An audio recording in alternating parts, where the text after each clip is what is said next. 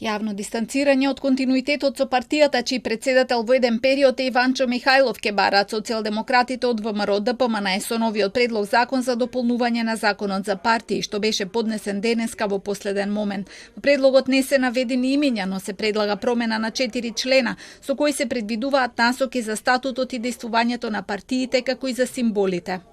Името и ознаките на политичката партија не смеат да содржат символи, зборови, кратенки кои предизвикуваат расна, верска, национална, етничка и друга нетрпеливост, нетолеранција, омраза, геноцид, екстерминација, ширење или поддршка на фашизам, нацизам, национал-социјализам и Третиот рајх.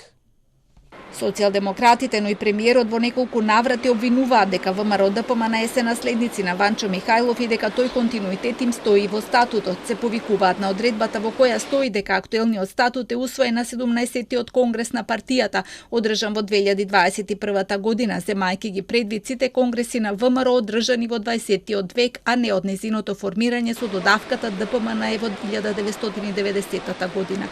Но од опозицијската партија велат дека подкрепа на тврдењето за континуитет со Михајлов нема во ниту еден член од нивниот статут од над 80 членови на над 20 страници. Тврдат дека ќе дадат поддршка за законот на СДСМ и се надеваат дека ќе биде изгласан и нивниот закон за здруженија и фондации. Ке има и предлог измени на дополни на законот за политички партии, во кој што апсолутно ископиран текстот кој што беше даден во предлог законот за здруженија и фондации и апсолутно дословно истиот текст е ставен во ова предлог законско решение. За восхитување е тоа што решија да се оградат од одредени структури и организации нивно делување во оваа држава и ете и преку закон да делуваат, иако е од значителен факт тоа што Министерството за правда досега не реагираше по ниеден основ.